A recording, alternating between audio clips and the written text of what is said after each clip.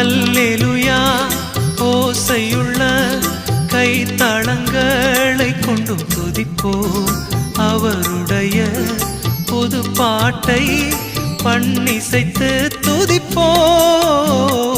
அல்லேலூயா ஓசையுள்ள கைத்தளங்களை கொண்டும் துதிப்போம். அவருடைய புது பாட்டை பண்ணிசைத்து துதிப்போம். அதிசய படைப்புகள் அனைத்தோடும் உயிரினை பெற்ற யாவற்றோடும் அல்லேலூயா கீதம் அனைவரும் பாடி துதித்து உயர்த்திடுவோம். அல்லேலூயா நமதாண்டவரை அவர் ஆலயத்தில் தொழுவோம். அல்லேலூயா நமதாண்டவரை அவர் ஆலயத்தில்